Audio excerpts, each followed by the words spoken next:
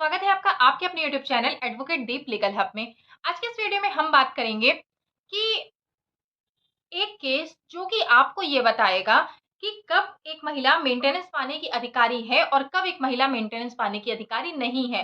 कब महिला अगर डीवी का उसने केस किया है और उसमें उसने साझी गृहस्थी का भी की मांग की है, साथ में मेंटेनेंस की भी मांग की है, तो क्या उसे मेंटेनेंस मिलेगा या नहीं मिलेगा। ये वीडियो आपके लिए बहुत ज्यादा उपयोगी हो सकता है अगर आपके केस में भी ऐसी सिचुएशन है तो। अगर हम इस केस की बात करें तो ये है संगीता साहा बनाम अभिजीत साहा का केस और इसके जो जजमेंट डेट है वो है 28 जैन 2019। इस डेट का ये केस है और ये केस सुप्रीम कोर्ट तक गया। सुप्रीम कोर्ट ने इस केस में क्या कहा, ये पूरी डिटेल में हम आपको इस वीडियो के माध्यम से बताएंगे। वीडियो को बिना स्किप किए हुए देखिएगा, वीडियो को पूरा देखिएगा, ध्यान से देखिएगा। बिना आधे अधूरे वीडियो को देख करके जब आप नीचे कमेंट करते हैं और आप कुछ भी कहते हैं तो वो चीजें आपकी बिल्कुल भी समझ में नहीं आती। वो आपकी चीजें जो होती हैं वो मेंटेनेबल नहीं होती हैं, क्योंकि आपने वीडियो क्या किया होता है, आपने स्किप कर करके वीडियो देखा हुआ होता है। ये केस हमारा सबसे पहले लोअर कोर्ट में दाखिल हुआ। जब भी कोई भी महिला केस करती है, जब वो डीवी का केस करती है, तो वो 498 ए में भी जा सकती है, वो 125 में भी जा सकती है। इस तरह की किसी भी अ, धारा में वो रिलीफ क्लेम कर सकती है और महिलाएं करती भी हैं।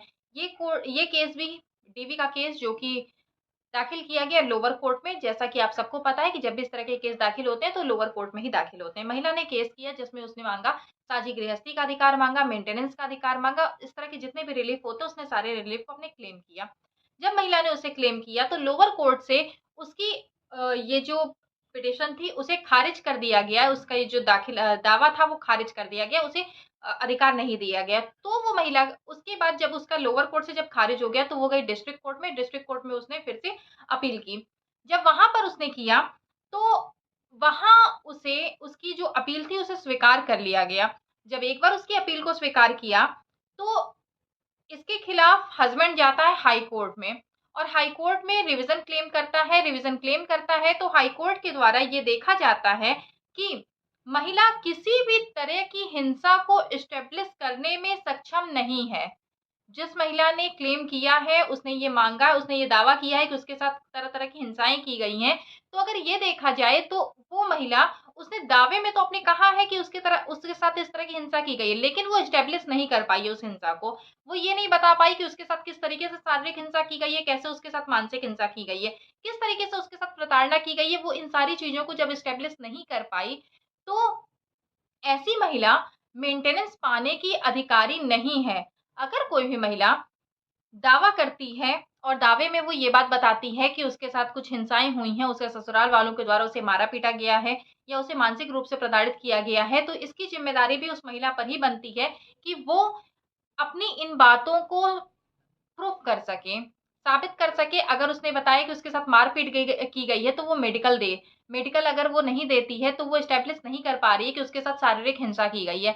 अगर वो मानसिक हिंसा की बात करती है तो मानसिक हिंसा में भी कई तरीके की बात आती है। अगर वो कुछ भी ऐसा क्लेम करती है तो उसे उन चीज़ों को साबित करना पड़ेगा, उसे अपने साइड से गवाह लाने होंगे, गवाहों के द्वारा उन चीज़ों को गवाही देनी पड़ती है और उसके बाद अगर उसके पास किसी भी तरह का कोई प्रूफ है, अगर चैट के माध्यम से किस तरह की कोई मानसिक हिंसा की गई है, कोई ऐसी मानसिक हिंसा की गई है जो वाद-विवाद के द्वारा की गई है और उसके पास रिकॉर्डिंग है। इस तरह की अगर उसके पास कोई भी रिकॉर्डिंग है, कोई भी प्रूफ है तो उसके द्वारा वो उस हिंसा को एस्टेब्लिश कर सकती है। लेकिन अगर वो महिला उसे एस्टेब्लिश ही नहीं कर पा रही, कहीं से भी जिस भी उसने हिंसा की बात की गई है उसमें से किसी भी एक हिंसा को भी अगर वो साबित कर देती है, तो ये माना जाएगा कि उस महिला के साथ हिंसा की गई है।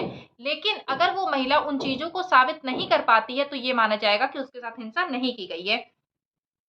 ऐसे में जब उसका पति जाता है और जाकर के क्रिमिनल रिवीजन दाखिल करता है तो हाई कोर्ट ने कहा कि पत्नी किसी भी प्रकार की हिंसा को एस्टेब्लिश नहीं कर पाई। हाई कोर्ट ने कहा कि निश्चित रूप से ये महिला अ, निश्चित रूप से महिला को मेंटेनेंस का अधिकार होता है, लेकिन वो भी तब होता है जब वो महिला अपने साथ की गई हिंसा को एस्टेब्लिश कर देती है।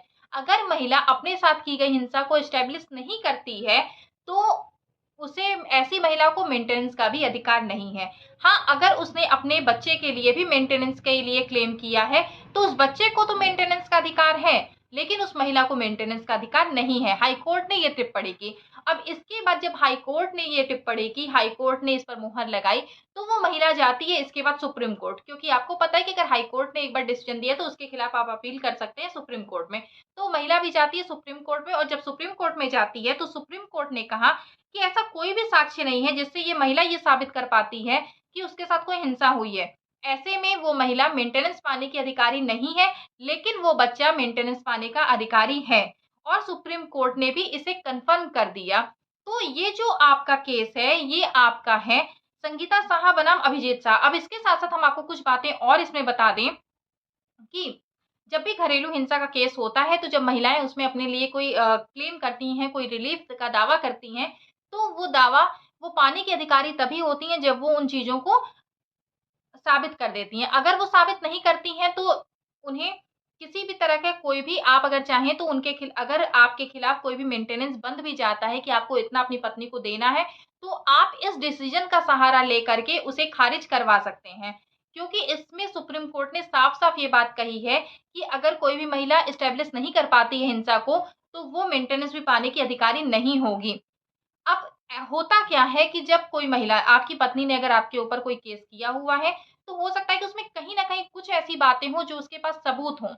आपको अगर ये लगता है कि आपकी पत्नी के पास सबूत हैं, तो आपको एक बार आपको जाना चाहिए मीडिएशन में अगर आप जाते हैं और वहाँ पर अगर आप दोनों के बीच में आपको लगता है कि अब ये रिश्ता सही होने वाला नहीं है, तो आप उस जगह पर, उस स्टेज पर आप अपने एक-दूसरे से आप समझौता कर सकते हैं, और समझौता करने के बाद आप म्यूचुअल कंसेंट से डाइवोर्स ले सकते हैं। क्योंकि कोर्ट मेंटेनेंस बाँधेगी ही बाँधेगी, और आपको फिर पर मंथ मेंटेनेंस देना होगा। अब ये मेंटेनेंस किस अमाउंट पर बंधेगा, तो आपने, आपकी पत्नी ने क्लेम किया है, क्लेम में उसने आपकी सारी संपत्ति को का भी ब्यौरा दिया है, संपत्ति इन द सेंस कि आपकी जो भी सैलरी वगैरह है, आपकी जो भी इनकम वगैरह उसका ब्यौरा दिया है। अब पत्नी को जो उसने आपकी इनकम बताई है उसका उसे प्रूफ भी देना पड़ेगा कि अगर वो बताती है कि आप ये काम करते हैं, तो उसके लिए उसके पास अगर कोई प्रूफ होगा तो प्रूफ देगी, तो उसको देखते हुए आपकी जो सैलरी स्लिप है उसको देखते हुए कोर्ट मेंटेनेंस बाँधती है। अगर पत्नी इस बात का प्रूफ नहीं दे पाई, पत्नी ने कहा तो कि आपकी सैलरी 1 लाख रुपए पर मंथ है, लेकिन पत्नी ने कोर्ट को ये प्रूफ नहीं दिया कि आप एक्चुअल में आप 1 लाख पर मंथ आप अर्न कर रहे हैं।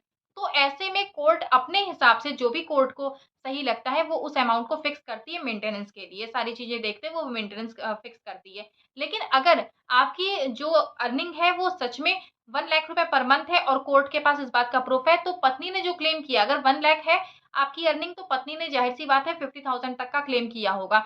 तो 50,000 नहीं तो 40,000, 35 टू 40,000 का मेंटेनेंस आपको पर मंथ फिर अपनी पत्नी को देना होगा, अगर आपकी अर्निंग इतनी है तो। अगर नहीं है तो दूसरी बातें हो जाती हैं कि ऐसे में मेंटेनेंस क्या बंधेगा। तो अगर ऐसी कोई भी सिचुएशन है और आपको लगता है कि आपकी पत्नी के पास कोई प्रूफ है कि आपने उसके साथ हिंसा की है, तो ऐसे में आप अगर चाहें तो समझौता कर सकते हैं। अगर आपको ये लगता है कि आपके आपके खिलाफ जो भी दावे किए गए हैं वो सारे के सारे बेबुनियाद हैं, उसमें कहीं भी तनिक मात्र भी उसमें सच्चाई नहीं है, तो ऐसे केस को आपको ज़रूर फाइट करना चाहिए।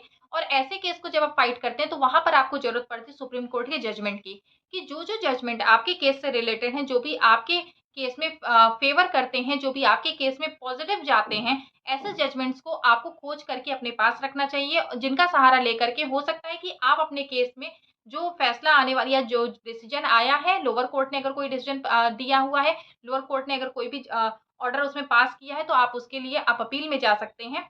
और अगर वहाँ पर भी आपको नहीं अगर आप हाई कोर्ट जाते हैं, हाई कोर्ट में भी आपको, वहाँ पर भी आपको इंसाफ नहीं मिलता, तो आप सुप्रीम कोर्ट में जा सकते हैं, और वहाँ पर तो आपके पास अगर कोई भी प्रूफ है और आप अपने जो भी ऑर्डर पास हुआ है, आप उन प्रूफ को दे करके और उन सारे जजमेंट्स को लगा करके आप अपने फ़ेवर में उस डिसीज़न को ले सकते हैं। अगर आपको लोअर कोर्ट से एक बार इंसाफ नहीं मिलता, हाई कोर्ट से नहीं मिलता, सुप्रीम कोर्ट से आपको इंसाफ ज़रूर लग मिलेगा। लेकिन ये दिक्कत होती है कि ये जो लड़ाई होती है वो बहुत ज़्यादा लंबी हो जाती है, और बहुत सारे लोग ऐसे होते हैं जो कि कोर्ट कचहरी के चक्कर में बिल्कुल भी फँसना नहीं चाहते। उन्हें ये लगता है कि बार-बार कोर्ट में आना, डेट आकर के डेट पर डेट देखना और इन सारी चीज़ों में उलझने से अच्छा है कि हम अपने केस को खत्म कर लेते हैं यहीं पे। तो ऐसे लोगों के लिए मीडिएशन का जो सेंटर है वो वहाँ पर बना हुआ है। वो समझौता करके अपने केस को खत्म कर सकते हैं। लेकिन अगर आपको ये लगता है कि नहीं, आपको अपने केस में फाइट करनी चाहिए और आपके खिलाफ जो भी आरोप लगाए जा रहे हैं या आपकी फैमिली के ऊपर जो भी आरोप लगाए जा रहे हैं वो सारे के सारे आरोप निराधार हैं, बिल्कुल ही झूठे हैं। तो ऐसे में आपको फाइट ज़रूर करना चाहिए और फाइट करते समय आपको तरह-तरह के जो भी जजमेंट आते हैं, जो भी आपको हर तरफ अवेलेबल हो जाएँगे, आपको गूगल पर भी मिल जाएँगे। बहुत सारे ऐसे यूट्यूब के चैनल्स हैं जो कि आपको हमेशा जो भी लेटेस्ट जजमेंट है उनसे आपको अपडेट करते रहते हैं। तो उन सारी जगह से आप अपने फ़ेवर में आप जजमेंट्स को निकालिए और एक बार अपने एडवोकेट से ज़रूर उनके बारे में डिस्कस करिए कि सर ये जो जजमेंट है ये शायद हमारे केस में कुछ फ़ायदा कर सकता है। तो अगर आपके एडवोकेट को लगता है कि आपके केस में ये जजमेंट फ़ायदा कर सकता है तो ज़रूर उसको देखेंगे, ध्यान देंगे और आप अपने केस को जीत भी जाएँगे ऐसे में। तो ये जो जजमेंट है ये आपके लिए बहुत ज़्यादा लाभदायक हो सकता है अगर आपके केस में भी ऐसी ही सिचुएशन है, आपकी पत्नी के पास कोई भी सबूत नहीं है और वो जो भी आपके ऊपर उसने क्लेम किया हुआ है, जो भी उसने आपके ऊपर आरोप लगाए हुए हैं, सारे के सारे बिना सबूत के हैं और सारे के सारे आरोप आपके ऊपर झूठे लगाए गए हैं, तो आप संगीता साहा के जजमेंट का ज़रूर अपने केस में फ़ायदा उठाइए। आज के इस वीडियो में आपको जो भी जानकारी दी गई है, उम्मीद करते हैं कि आपको जानकारी पसंद आई होगी। हम आपको छोटे-छोटे पॉइंट्स ऐसे-ऐसे बताते हैं कि वो आपके केस में बहुत ज़्यादा फ़ायदा कर सकते हैं। लेकिन अगर आप इन वीडियोज़ को ध्यान से सुनते हैं, इन्हें ध्यान से देखते हैं तो ही। अगर आपको अपने केस से संबंधित किसी भी तरह की कोई कानूनी सलाह चाहिए तो आप नीचे डिस्क्रिप्शन में आपको व्हाट्सएप नंबर मिल जाएगा, उस नंबर पर आप व्हाट्सएप करिए। आपको वहाँ से पूरी डिटेल मिलेगी, किस तरीके से आप अपॉइंटमेंट लेकर के हमसे संपर्क कर सकते हैं। वीडियो को लास्ट तक देखने